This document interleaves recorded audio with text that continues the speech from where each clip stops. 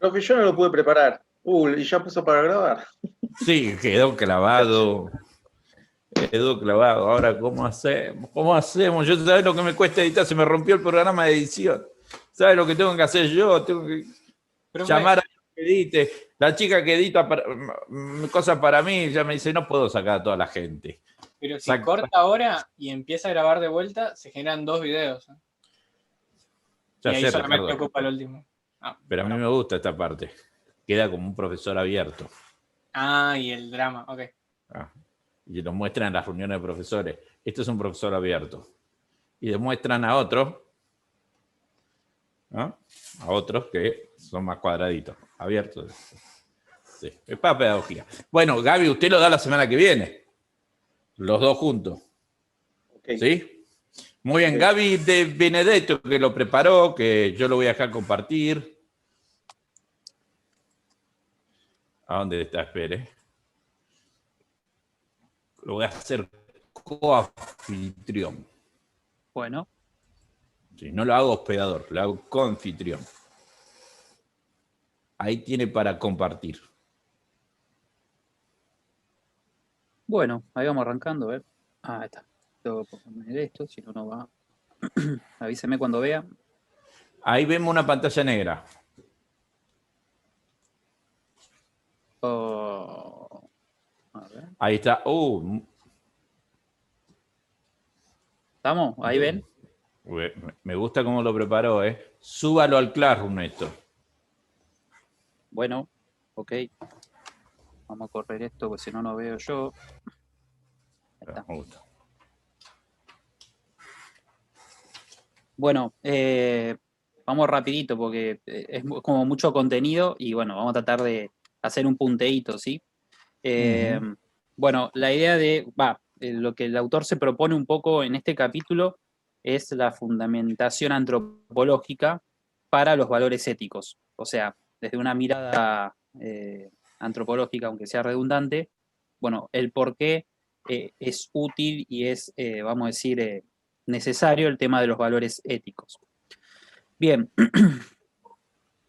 En primer lugar, recordar, algo habíamos visto en clase, ¿sí? El tema de la diferenciación con los animales, ¿no? Al contrario de lo que ocurre, como dice acá, en el mundo de los animales, el ser humano nace con una realidad incipiente, inacabada, sin esquemas determinados para la orientación de su conducta, ¿no? Hablábamos en los animales el tema de los instintos que los rigen para que hagan las cosas de determinada manera y no tengan la posibilidad de hacerlo de una manera que genere un error, vamos a decir, o pueda ser valorativa, digamos, su conducta. Entonces, a raíz de eso es que el autor plantea, ¿no? Debido a esa falta de organización interna, ¿no? que el hombre, con la que el hombre nace, es que necesita plantearse un proyecto para darle sentido a su vida. Y él va a vincular el tema del proyecto de vida a la idea de los valores. Lo primero que va a tratar es la tensión, ¿sí? Entre el ser y el deber, ¿no? Ahí yo pegué esa imagencita donde digamos, ahí se ve como que nosotros estamos en ese lugar siempre ahí, moviéndonos. Y bueno, ahí el autor plantea que existe una tensión entre lo que uno es en sus comienzos, esto se refiere previo a embarcarse en este proyecto de vida, mediante el cual va a requerir de estos valores para realizarse, ¿no? Hacia lo que sueña hacia futuro, ¿no?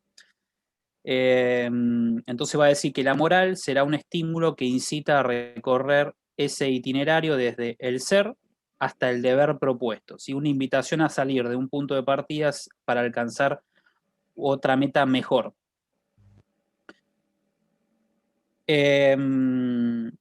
Esta función orientadora, cuando el autor va digamos, a los principios, ¿no? Dice, bueno, esta función orientadora quedaba vinculada con la luz resplandeciente de la ley eterna y universal que dirigía todo universo, ¿no? Que la valoración y la moral quedaba vinculada con esta ley universal. Ahora, las obligaciones que surgían de ella se concretaban después en la legislación eclesiástica o civil, que determinaban más en concreto los diferentes campos de la actividad, ¿sí? De esta forma se generaban los diferentes códigos para el ejercicio de las actividades, todo referenciándose a esta ley universal.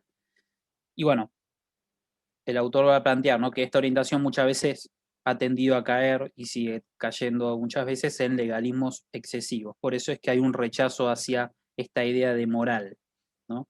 Y a raíz de eso es que el autor plantea, ¿no? Bueno, en vez de hablar en términos de ley, vamos a hablar en términos de valores éticos, ¿sí? Como reemplazar un término por el otro para que no sea tan, digamos, esa carga negativa que tiene la palabra ley, más en nuestro ambiente evangélicos, ¿no?, que hablamos de la gracia, gracia, gracia, gracia. Bueno, en realidad no tiene esa carga tan negativa. Bien. Ok. Después va a plantear o va a partir de las necesidades insatisfechas del ser humano, ¿sí? Bueno, las necesidades son esas carencias y limitaciones en el ser humano que vuelven, ¿sí?, al mismo necesitado en todos los niveles de su persona. Y él va a plantear 3 niveles de necesidades. Bueno, esto hay muchos autores que hablan sobre los diferentes niveles de necesidades. El primero, ¿sí? Perdón, este no es el primero, que tiene que ver con los valores biológicos más básicos, como la sed, el hambre, ¿sí? Son los más urgentes, pero el autor va a decir que no necesariamente son los más importantes. O sea, se vuelven vitales porque restringen la continuidad de la vida, pero no son los más importantes en términos de realización, ¿no? Pensando en esta idea de formar el proyecto de vida. Después va a hablar en otro nivel de los valores, digamos, yo acá le puse emocionales, pero bueno, él va a hablar de como diferentes facetas, ¿no? Lo psicológico, los sentimientos, y bueno, él plantea, ¿no?, como a modo de ejemplo, es doloroso, por ejemplo, no gozar de la amistad, del cariño, ¿no? Y bueno, hoy estamos recontra sumergidos, ¿no?, en esta cuestión de la falta de contacto, ¿no?, la falta de acercamiento físico, ¿no?, a raíz de cuestiones que, bueno, son de público conocimiento. Y en tercer lugar, pero él lo va a poner como en una escala superior, va a hablar de los valores éticos, ¿sí?, como los valores que tienden a la autorrealización, son los que nos permiten autorrealizarnos como seres humanos, ¿sí? Si la persona quiere llevarlos a cabo, debe hacer realidad esos valores que lo humanizan y lo dignifican, ¿sí? Él va a hablar en todo el capítulo que los valores éticos son los que le dan ese carácter de humano al ser, ¿sí?, al género, y que por lo tanto lo dignifican, ¿sí? Cuando estos valores éticos no son llevados a cabo, ¿no?, o no son respetados por alguna cuestión, es que pierde esa dignidad. Bueno, dentro de estos valores éticos es que el autor va a plantear y va a incluir los valores religiosos, ¿sí?, los que tienen que ver con la búsqueda, o los que surgen a partir de la búsqueda espiritual, ¿sí? Ahí incluí una frase que me gustó mucho el autor: un absoluto que vislumbra y ansía, pero que no puede hallar en las realidades creadas, ¿no? Cuando uno piensa de vuelta en estos niveles de necesidades, ¿sí?, pareciera que el resto de las necesidades las podemos saciar con lo que podemos observar, y vamos a ver más adelante que cómo surgió el tema de que a partir de la observación de lo creado se empiezan a satisfacer necesidades, pero acá habla de que hay otras realidades que solamente pueden ser saciadas en esa búsqueda espiritual. Y si lo tomamos al momento que estamos viviendo, si ustedes lo piensan, el hecho religioso es un valor importante para mucha gente, ¿no? Que no encuentra... Separemos religioso de institucionalismo, de estructura, sino el hecho de la coinonía del cuerpo. Claro. Es algo que está reclamando la gente, más allá que tiene las libertades, como decía Belu recién, de ir a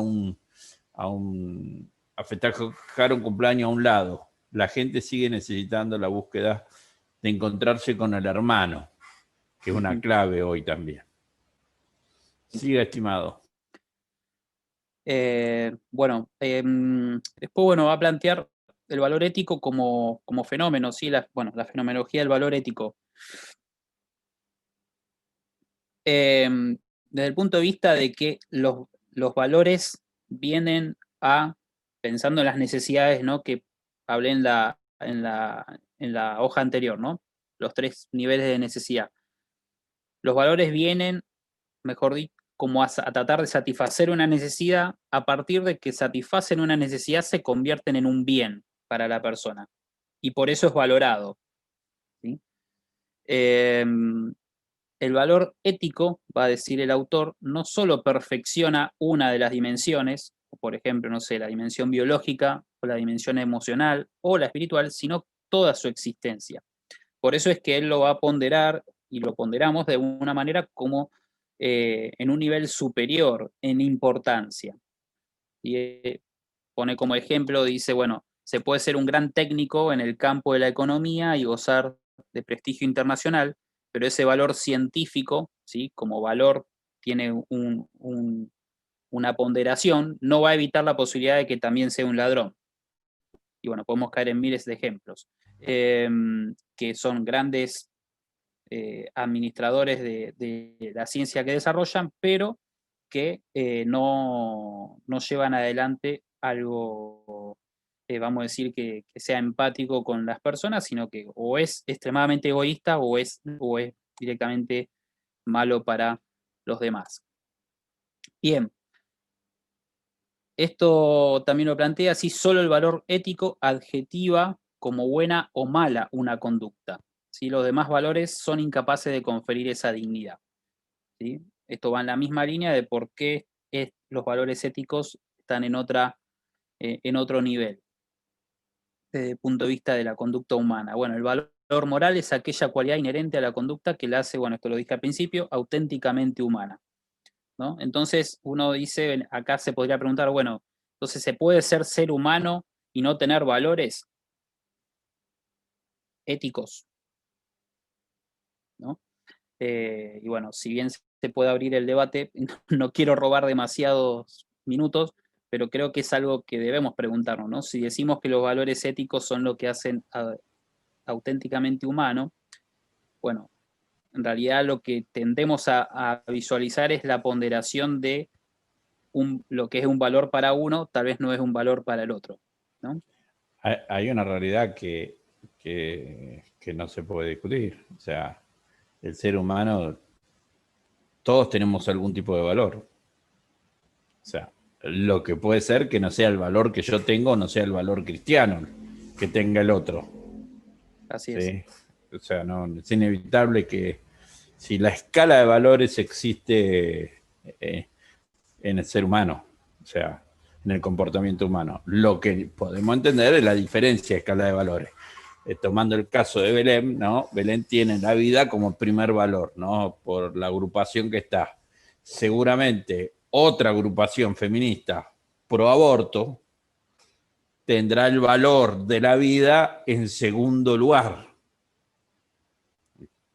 Aunque no tenga el mismo valor, sí, aunque no piense igual que mí, todos tenemos valores humanos. El problema es la escala de valores que utilizamos. Tal cual. Algo Sí. que se ha evidenciado mucho en toda esta cuestión que se ha debatido de aborto o no aborto, es bueno, qué lugar tiene el valor libertad respecto al valor vida, ¿no? ¿Cuál es más importante o cuál es primario uno al otro, ¿no? Y bueno, a lo largo de la historia ha ido cambiando y en este tiempo pareciera ser la libertad por sobre la vida, ¿no?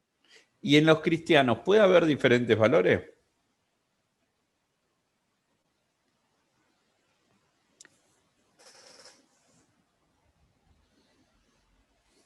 Eh,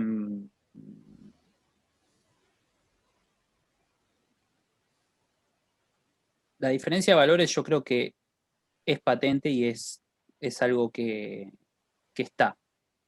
Ahora, hay cosas que para Dios constituyen un valor. Entonces, me parece que ahí es donde no deberíamos tener diferencias, ¿no? Lo que Dios constituye un valor. Humanamente tendemos a valorar algunas cosas más que otras. Volviendo a la dimensión religiosa dentro de la dimensión de esta búsqueda o la satisfacción de esta necesidad, bueno, habrá personas que se saciarán y tendrán una satisfacción a partir de que pueden realizarse en ciertos valores o a través del ejercicio de ciertos valores. Pero hay cosas que para Dios son un valor, ¿no? Que uno podría decir, bueno, para Dios la vida es un valor, para Dios la libertad es un valor también, ¿sí? Porque Dios no ha creado como seres libres. Me parece una discusión de los seres humanos qué valor es más importante, ¿no? Me parece. No sé si para Dios es más. No, ¿cómo interpretás los valores de Dios o cómo interpretás cuál es el valor de Dios es lo que nos diferencia? Porque, por ejemplo, para mí, el valor de la vida que Dios quiere cuidar es fundamental, pero por otro cristiano dice, bueno, pero Dios también quiere cuidar el valor de la libertad, que es una realidad. Uh-huh. O sea, siempre si en el caso de entre cristiano y no cristiano, es el valor que se pone primero. Entre cristianos es la interpretación del valor que Dios nos da. Sí. Sí, que es clave para entender. Vos agarrás a los de Fiacet, Facier, un grupo es Asiera, el otro grupo que es Facier, Sí. ¿sí? Fallé. Lafaye. Ellos hablan del aborto.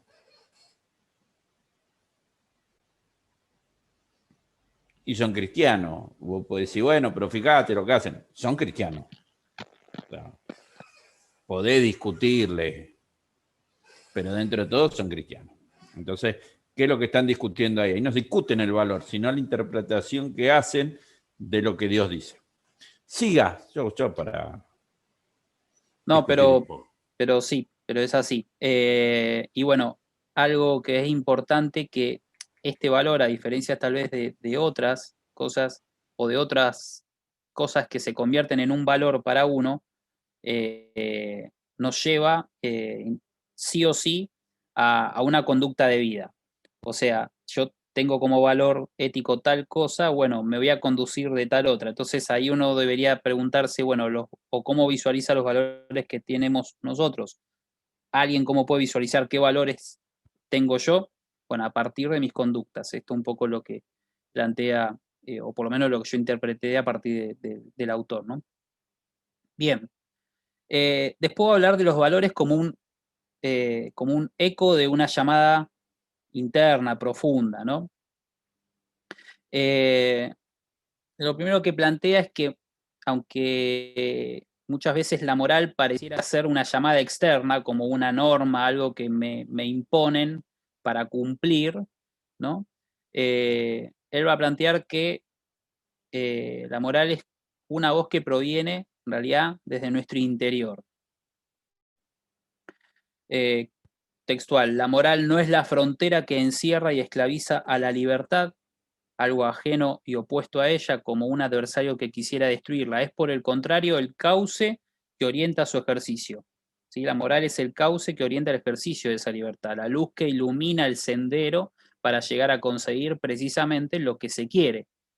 ¿Sí? Volviendo a la idea inicial, ¿sí? de poder gestionar lo que es el proyecto de vida para nosotros, modelar lo que somos instintivamente como ofrecimiento primario de la naturaleza para construir la imagen de persona que se ha proyectado en este proyecto, valga la redundancia. Y me parece que está bueno, acá el autor, para mí, ¿no? En el capítulo va como utilizando el término moral y ética como si fueran el mismo, ¿no?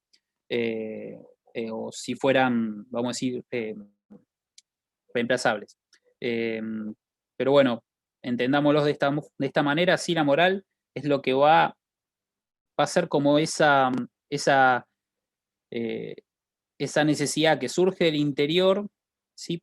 y que me va a corregir de alguna manera para que yo pueda hacer el ejercicio de hacer un uso racional del ejercicio de la libertad para el cumplimiento del proyecto de vida que me planteo, ¿no? ¿Cuántas veces hablamos de derecho de, bueno, ¿cuáles son mis derechos? Bueno, mis derechos son tal, siempre y cuando no avasalle los derechos de otros, ¿no? Eso tiene que ver con un valor ético y moral de el respeto hacia los demás. Bueno, si el llevar adelante esa moral no nace de un profundo deseo, o sea, que no sea algo impuesto, ¿sí? No es algo que va a valorar al fin y al cabo, ¿no? No va a ser un valor. Es valor porque se desea vivir de acuerdo a eso, ¿no? De acá surgen muchas veces las cuestiones, bueno, lo hemos hablado en clase, cuando las leyes son legales, pero no son legítimas, ¿no? Algo puede ser muy, muy legal porque está escrito en un código, pero no legítimo porque en realidad no está aceptado por todos, ¿no? Ahí se convierte en legítimo. Bueno, lo mismo pasa con los valores. Bueno, y esto es algo medio que es más de lo mismo. Bien, la percepción de los valores éticos es lo que sigue en el autor. Bien, el conocimiento de un valor ético es más complejo y difícil de la mera realidad empírica. O sea, yo hace un rato les decía, ¿no? Si a partir de la conducta podemos determinar qué valores éticos hay por detrás. Los sentimientos y la sensibilidad forman parte del valor ético como estímulo, ¿sí?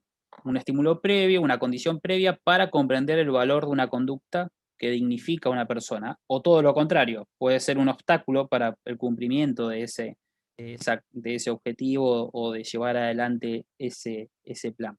Por eso es que en la percepción de los valores éticos está muy, muy, muy aparejado con lo emocional, con lo que sentimos, y eso hace que la valoración externa de un principio o un valor interno sea, digamos, variable.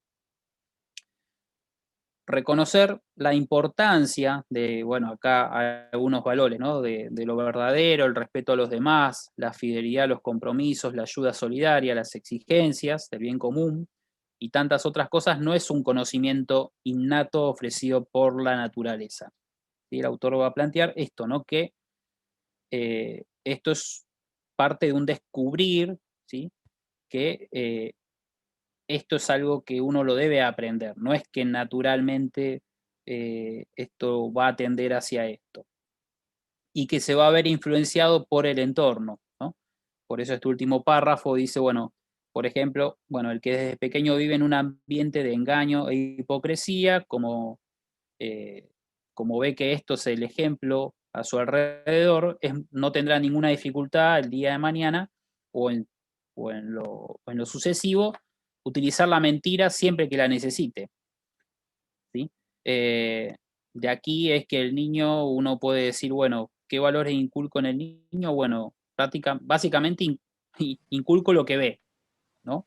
Si me ve manejarme de tal o cual, con tal o cual conducta, va a considerar como normal y natural eso, ¿no? Entonces, es aquí que se hace importante el poder tener valores, digamos, desde el punto de vista cristianos. ¿Por qué? Porque no es algo que vamos a estar chipeados, si bien más adelante vamos a hablar de la ley natural, ¿no? Que eso ha ido, ha tenido diferentes relevancias dependiendo del momento histórico, pero, digamos, tenemos siempre la posibilidad de elegir hacer algo que no necesariamente sea un valor para todos, ¿no? Y acá vemos, por ejemplo, cómo el entorno influye. ¿No? Sí, pero además está muy bien lo que está diciendo Gaby. No se aplica solo a la familia, se aplica a la iglesia. Total.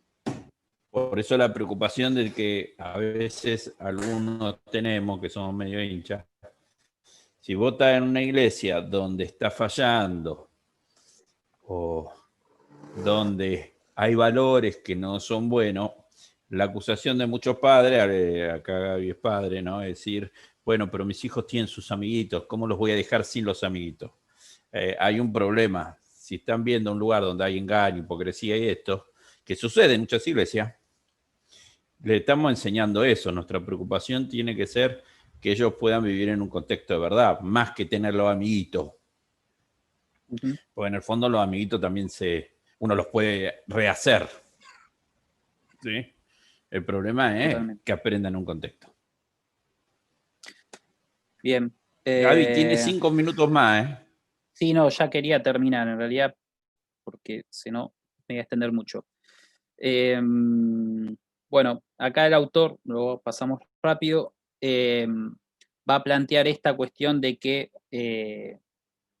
muchas veces puede surgir, o mejor dicho, surge ante sentimientos de culpa o de tensión por no cumplir con ciertos estándares que se consideran como correctos. Bueno, tender a esta cuestión de como generar mecanismos de defensas para no sentirnos así, ¿no? Y bueno, el autor va a hablar de que esto como un encallecimiento ante los valores, ¿no? Como generar como una capa, una estructura que bloquea lo que me hace mal, ¿no? La culpa, por ejemplo, como por decir una cosa. Bueno, entonces a partir de eso el autor nos lleva a reflexionar y a pensar, bueno, siempre que llegamos a una conclusión de algo, bueno, no tomemos a la ligera, sino que tengamos a tener ciertas sospechas sobre lo que valoramos, ¿no? Y poder replantearnos si no está pasando algo de esto en nosotros. Y algo cortito, bueno, esto de la ley natural, esto es a modo nomás de descriptivo. Bueno, después el autor va a hablar sobre la existencia de lo que se denomina la ley natural, sí que plantea que las normas de conducta se hallan insertas en la misma interioridad del ser humano y que la universalidad que se le otorgaba como fuerza orientadora para todas las personas en todos los tiempos reflejaba la idea de una moral secular, ¿no? Y básicamente constituye un conjunto de normas éticas que deben ser observadas por todos los pueblos independientemente de su credo o revelación. Bueno, y después el autor va a continuar haciendo referencias a que, bueno, en el Nuevo Testamento habría referencias a esta ley natural, y después va a terminar el capítulo, no lo pongo por un tema de extensión, hablando de cómo la concepción de esta ley natural a lo largo del tiempo fue cambiando, ¿no? Trasladándose a partir del descubrimiento de que, bueno, dice, bueno, si la ley natural considera que en lo natural está lo bueno y lo correcto y que el ser humano a partir de la observación de lo creado va a llegar a la conclusión de buenas decisiones, bueno, después eso es reformulado a partir de que dice, bueno, pero con el pecado hubo una caída y en la caída hay una distorsión de lo creado, entonces no me puedo valer solamente por lo creado, entonces es como que se empieza a cambiar el foco, ¿no? de lo que se consideraba como correcto, ¿no? Llegando, bueno, a niveles donde, bueno, ¿quién considera que es lo correcto? Bueno, el soberano, ¿no? Que podía ser el soberano político o religioso. Bien, hasta ahí. Muy bien, Gaby, la verdad, muy buena presentación. ¿Quién va a seguir? No necesitas compartir, ¿no? No, porque, bueno, desde la computadora no me puedo conectar, entonces es imposible. Lo que sí después les voy a subir, hice un resumen del capítulo.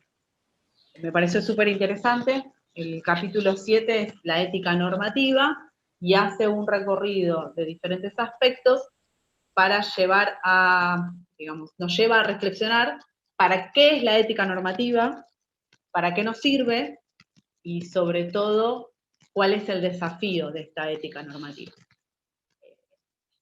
En el transcurso, a mí me pareció muy interesante porque en el transcurso de todo el capítulo, si bien pone ejemplos propios el autor, yo lo remití a situaciones que vivimos en este tiempo, por ejemplo, y les tiro una que seguramente en algún momento le voy a nombrar, el tema de los motines en los penales, que fueron de mucho debate, obviamente el tema del aborto legal y la situación de debates de ahora, la no punibilidad, y bueno, hay algunas cosas más que después voy diciendo. Arranca con específicamente qué es la ética y hace una diferenciación que para mí es fundamental de lo que son los valores universales. Los valores universales son abstractos, son aquellas cosas que nosotros sabemos que tienen el suficiente peso para marcar el rumbo, digamos. Por ejemplo, la defensa de la dignidad humana.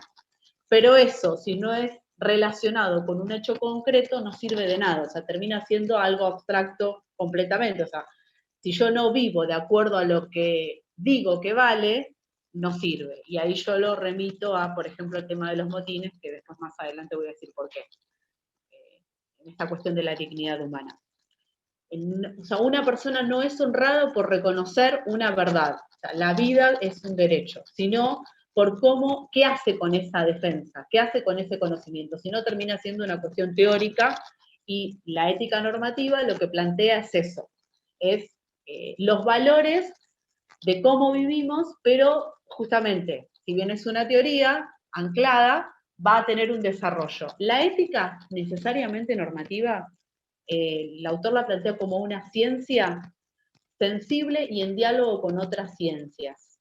Cuando escuchaba a Gabriel y bueno, cuando el profe hablaba del aborto, algo fundamental en un tema tan importante como la interrupción legal de un embarazo es un debate profundo, respetuoso, que tenga diferentes perspectivas. Incluso dentro de la misma ciencia, y lo vimos en el 2018 en el debate, había gente que consideraba que el feto era inviable fuera del útero materno, y había gente, más desde la embriología, que consideraba al feto como un ser único, más allá de que es un huésped necesario del útero materno. O sea, la misma ciencia había diálogos, y el autor plantea esto, que no se puede basar un valor universal solo desde una óptica. Lo mismo ocurre con la teología, si uno se pone a pensar, no podemos mirar solo desde un lugar situaciones éticas a nivel sociedad.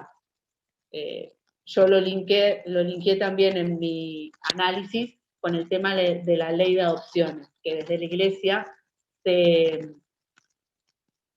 se critica, se cuestiona la posibilidad de la adopción monoparental, o sea, unipersonal, o homoparental, las parejas homosexuales, pero hay que ver justamente de la prioridad del niño, o sea, ¿qué preferimos? ¿Que el chico esté 80 años en una institución, que se críe en la calle, o que tenga dentro de las posibilidades un entorno de contención?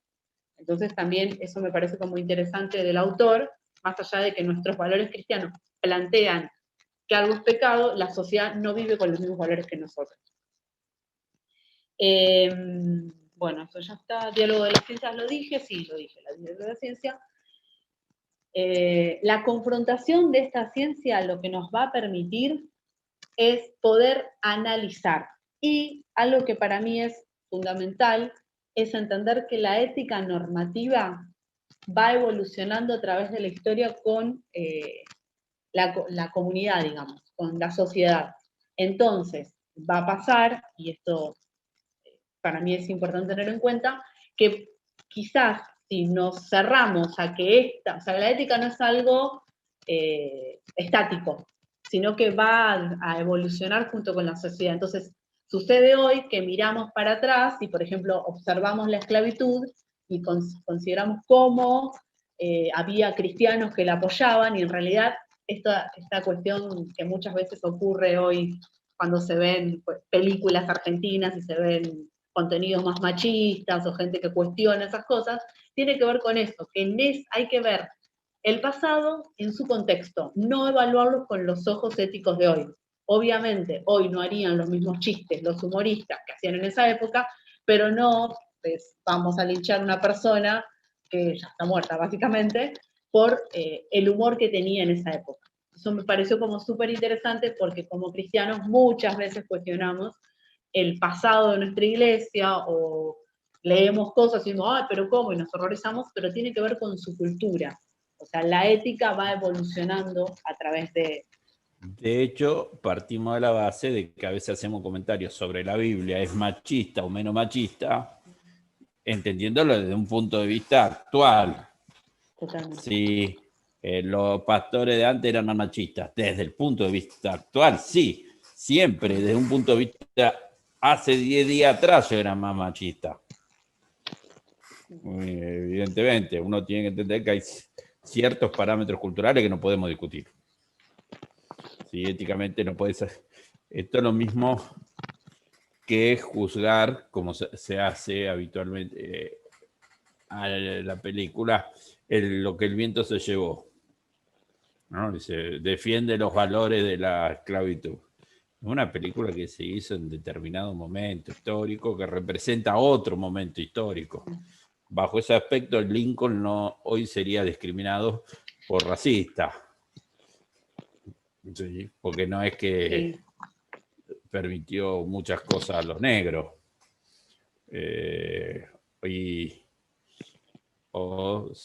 Belgrano y San Martín como machista porque no permitieron el voto femenino.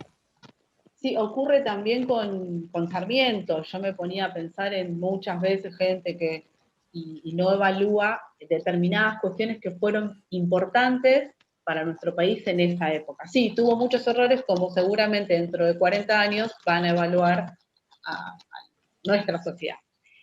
Pero también plantea el autor algo interesante, que es justamente es importante tener en cuenta esta evolución para no irnos ni desechando todo lo viejo, ni tampoco considerando que todo tiempo pasado fue mejor. O sea, la ética evoluciona, pero un peligro de esto es que termina, yo lo escuchaba a Gabriel cuando hablaba esto de la moral y la ética como reemplazables.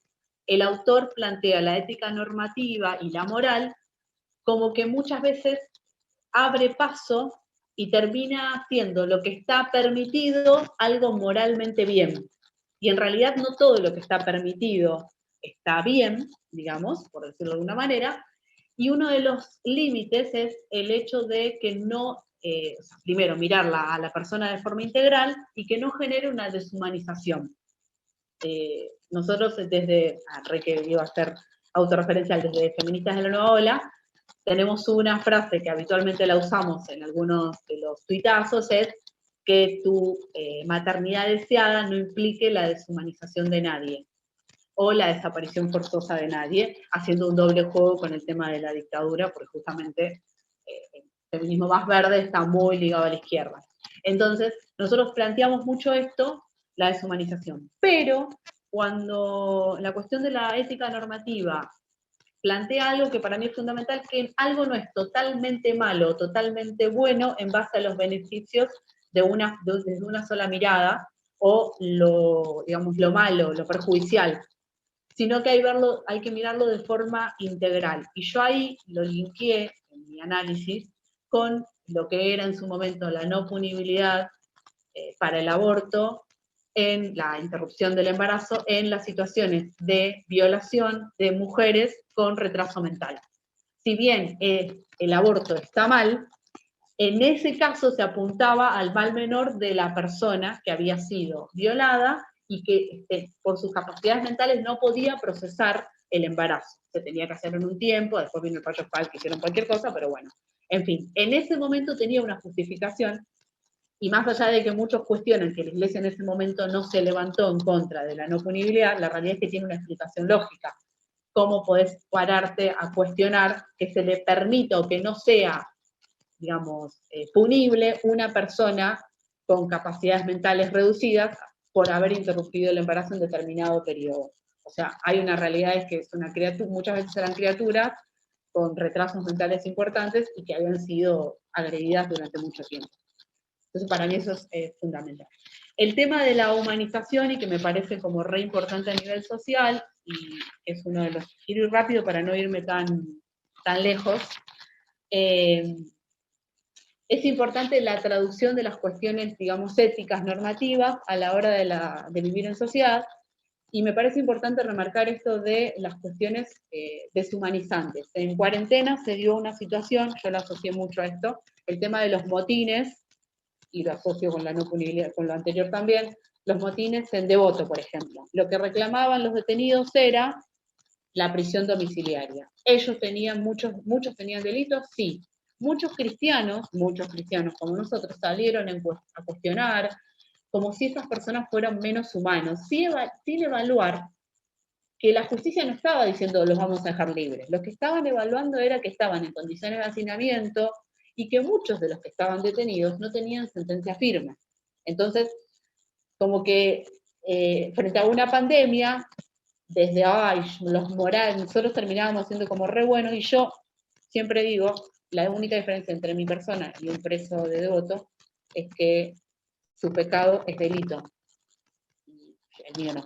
O sea, creo que a veces, como cristianos, y por eso está bueno la ética normativa, de como la plantea el autor, de verlo como algo evolutivo, nos ponemos como superiores, esto de la parte sana de la sociedad, que tanto me hizo ruido durante mucho tiempo escucharlo de gente cristiana. Hay que entender que la sociedad no vive bajo nuestros valores, y frente a este desafío, que el autor plantea algo interesante sobre el final, es saber discernir quiénes dicen la verdad. ¿Por qué? Porque ante esta evolución, el ser humano termina siendo un manipulador de lo que está bien o lo que está mal, no quiero irme muy lejos, y una de las cosas que planteé es que va a ser un desafío para los cristianos el poder saber quién dice la verdad y quién tiene una, motivación real del bien común, y no esto de la libertad por la libertad, o el poder por el poder del ser humano, porque está permitido, lo puedo hacer, porque yo lo linké cuando planteaba el autor en una de los artículos que estoy buscando, que hay esta cuestión del beneficio en sí, lo observaba con la ILE, por ejemplo. El límite de la interrupción legal del embarazo, de lo que es la no punibilidad a la garantía. Por ejemplo, una chica de una situación digamos, de vulnerabilidad a nivel económico, muchas veces, como existe la ILE, lo considera que es lo que tiene que hacer. Tiene 25 años, ya tiene 2 hijos, bueno, sí, tengo que interrumpir el embarazo. ¿Por qué? Porque está permitido.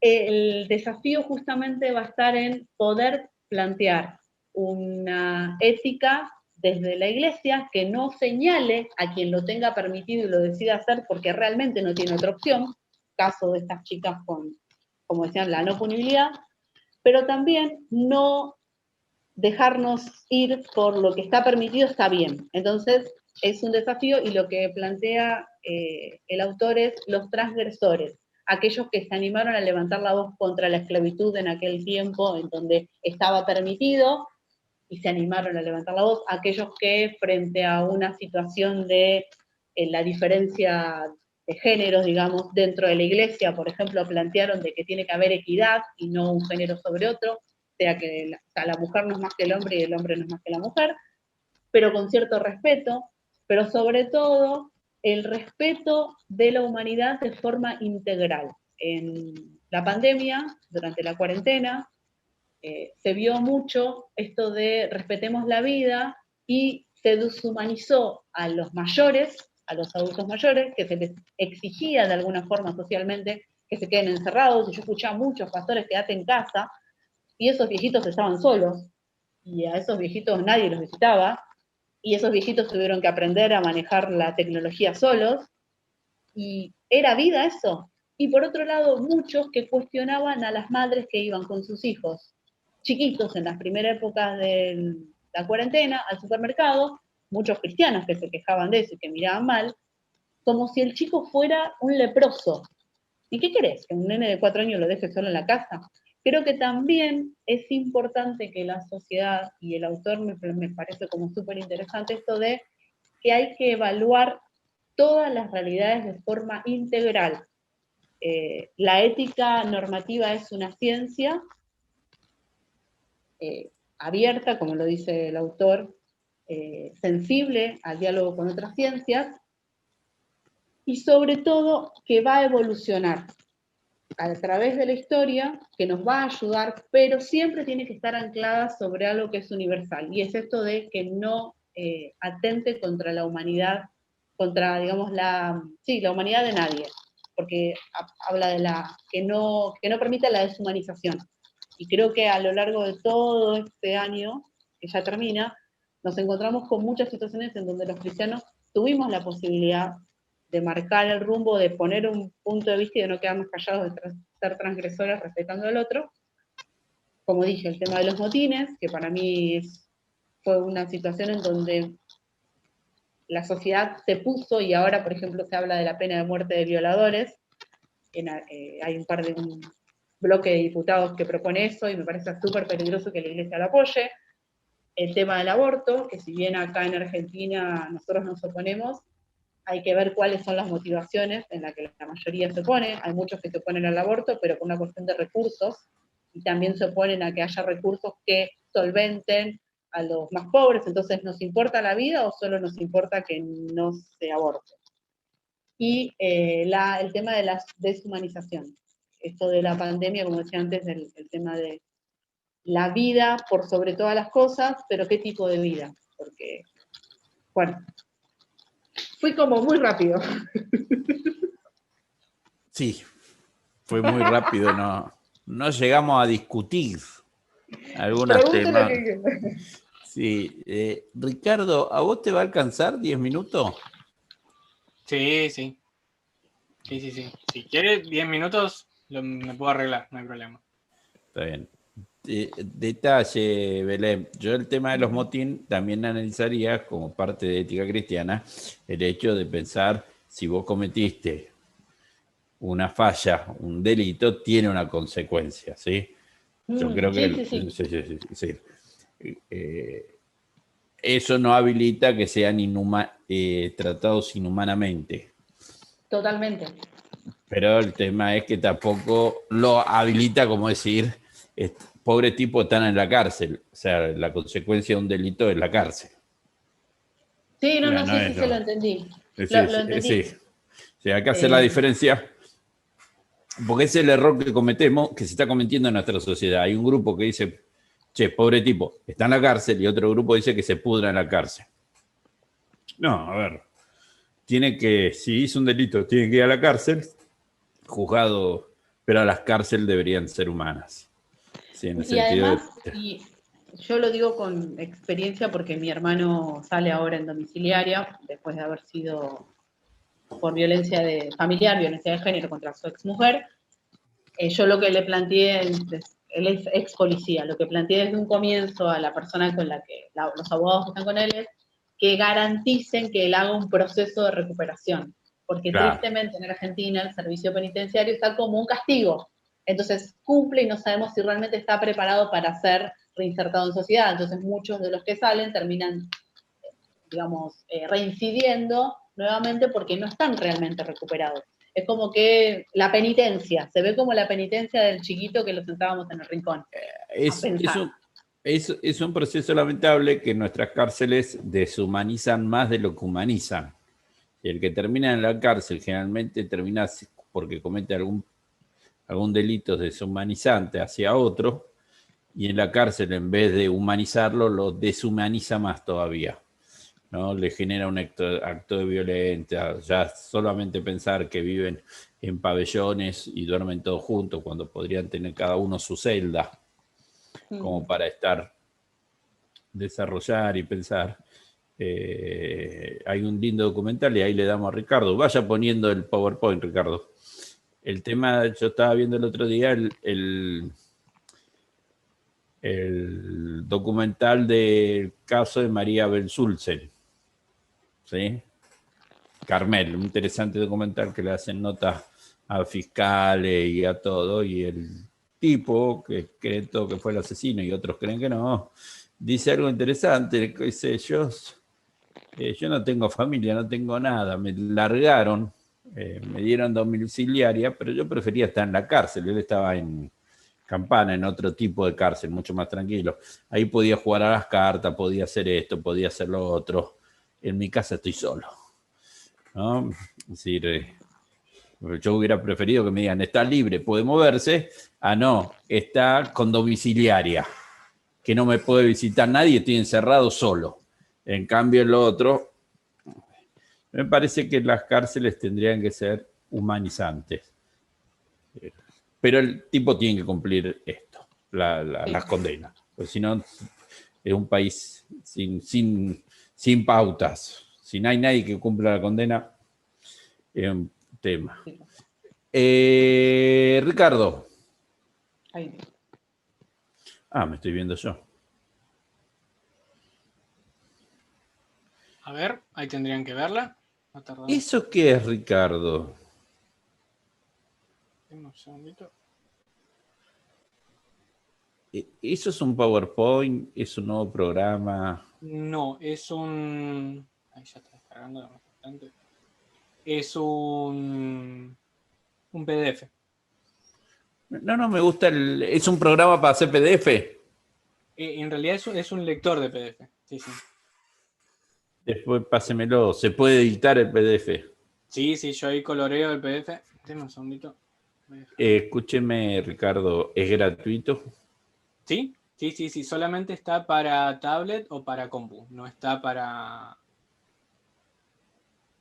otro dispositivo, no está para la computadora. Está para tablet o para celular, eso es lo que quise decir. Bueno, está bien, tampoco le pedimos que sea tan... Entonces no.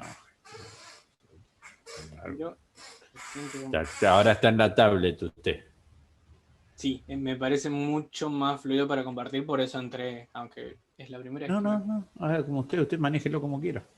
Bien, no quiero abusar del tiempo que me dieron, así que voy a ir bastante rápido. El autor me parece que siguió la misma línea y es más, hay muchas palabras que estuvieron compartiendo Gabriel y Belén que me sintieron muy mencionadas.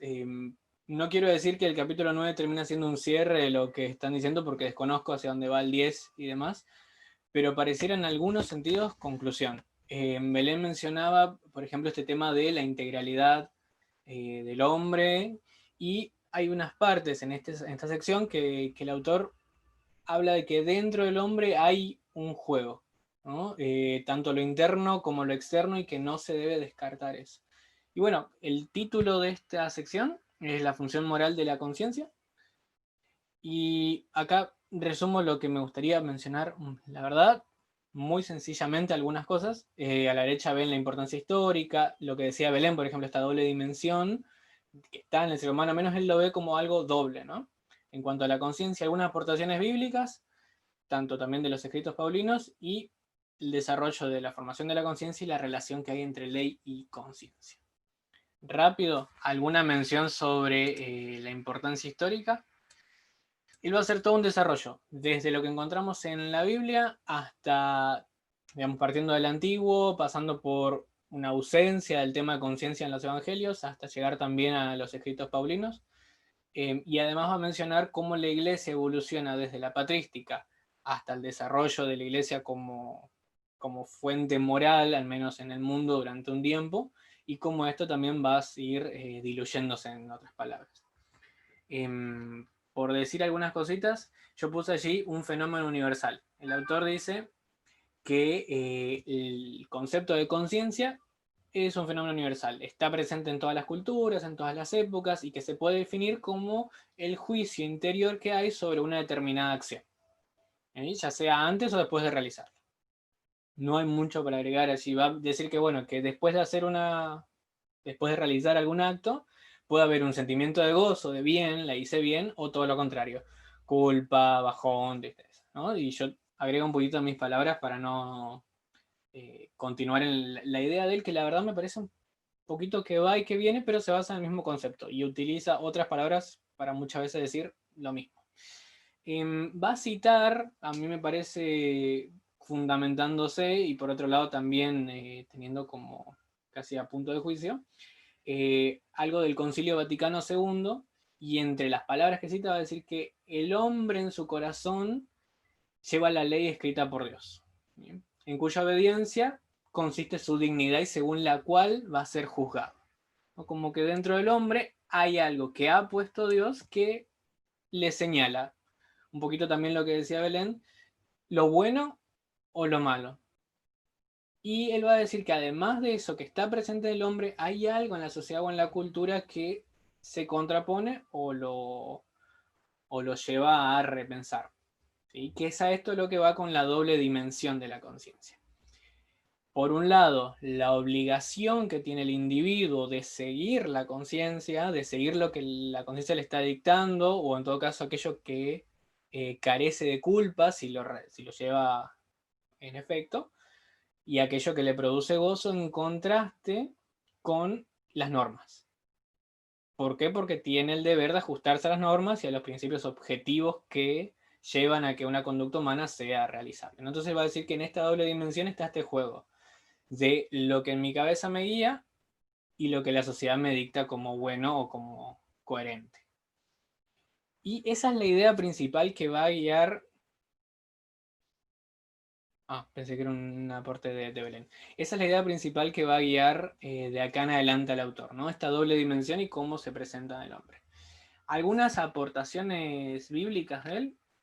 Va a decir que en principio no hay nada en los evangelios, que ni busquemos, pero que en el Antiguo Testamento está la imagen del corazón, ¿no? El corazón como algo donde, a partir de lo cual, por ejemplo, en los Salmos, habla, por ejemplo, dice en el Salmo 119, con todo mi corazón te busco, no me dejes desviar de tus preceptos, en mi corazón guardo tus consignas para no pecar contra ti. Es como que está esta idea de que en el hombre hay una escucha activa a lo que el Señor quiere decir, a lo que Dios quiere decirle, y el hombre, bueno, decide qué hacer.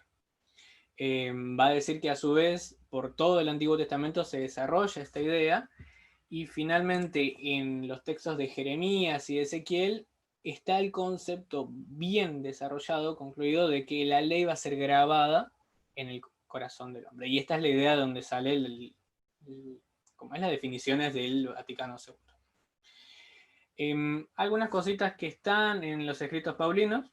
¿Sí? Yo puse allí que la palabra sineidesis aparece con mucha frecuencia en los escritos y que generalmente se traduce como conciencia.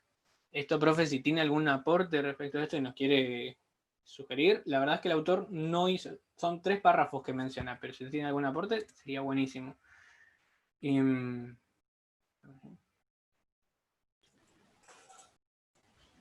Sigamos porque son 5 minutos le queda. Perdón, vamos allá. Sencillamente lo que dice el autor respecto a lo que dice Pablo en cuanto a la conciencia es que dentro del hombre hay un dinamismo interior. ¿Sí? Por un lado, el hombre que se capacita para existir y que depende de lo que en su cabeza haya, y en contraste con lo externo, y que está esa lucha, esa ida, esa vuelta, su conducta va a depender de para dónde vaya la lucha. ¿Sí? Esa es la interpretación. Y hacia dónde, lo que va a mencionar sobre Pablo, va a decir que esta misma idea va a seguir a la patrística, manifestando que la conciencia es la voz de Dios sobre el hombre, y que el gozo o el remordimiento de la conducta van a ser lo que su conciencia le dicte.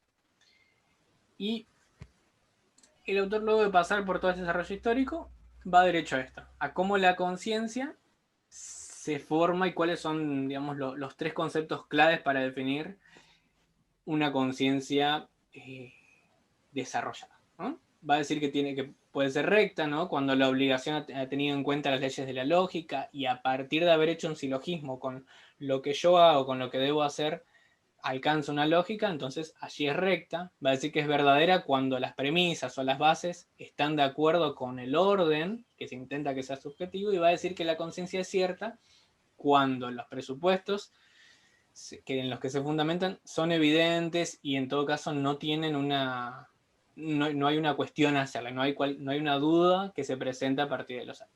Puse algunas imágenes así para colorear la idea de esto de el repreguntar y el trabajar en la cabeza.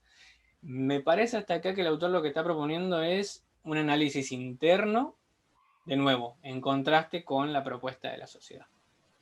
Y me quedan, como ven allí, 2 diapositivas con 2 conceptos. Por un lado, la relación ley y conciencia. Yo por ahí lo que hice fue saltear el desarrollo histórico del autor. Hay varios aportes, pero reitero, mantiene la misma línea. Lo más relevante a finalizar es tener en cuenta todo lo mencionado y llegar a estas 3 conclusiones: legalistas, antinomistas o situacionistas. Cualquier ser humano se puede parar en cualquiera de estas 3 opciones. Legalista, alguien que considera que la ley tiene primacía absoluta, ¿sí?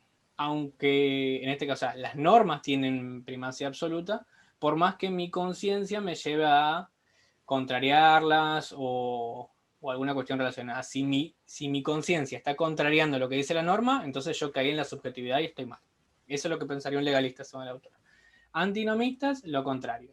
Irrelevante la ley, la conciencia por sobre todas las cosas, aún con el riesgo de equivocarse, se prefiere sacrificar la objetividad de la ley y avanzar, porque total, mi conciencia es la que tiene la mayor claridad. Y finalmente, los situacionistas que se paran en el medio. Se tiene que tener en cuenta y valorar la ley, no descartar mi conciencia y buscar un equilibrio y adaptarme a cada situación. No dejar que una u otra supere. Hasta acá el autor, luego de hacer todo esto, concluye. Es muy sencillo en ese sentido, porque mantiene la misma idea de comienzo a fin.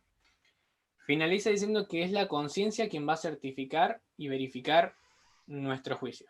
¿Sí? La negligencia, el desinterés en dejar de lado la moral no es sano. Lo mismo para la cuestión de la sociedad. Pareciera, a mi parecer, reitero, que el autor pone por sobre todas las cosas ser situacionistas, ¿no? No imponer ni una cosa sobre la otra y así el ser humano puede dirigirse al problema. No tengo más para compartir. Realmente esta es la idea. Más que nada es un pregunte, es un repregunte a lo largo de todos los capítulos y con el desarrollo histórico de cómo estos dos conceptos fueron creciendo en el mundo. Y bueno, obviamente la base católica, no descartando el hecho de que en el ser humano hay una ley puesta por el hombre, que es lo que solemos llamar como esa revelación natural. General. Muy bien. Chicos, nos vemos la semana que viene. Los felicito sus presentaciones. Que Dios los bendiga. Hacemos una conclusión la semana que viene. Nos vemos. Nos vemos. Chau, chau.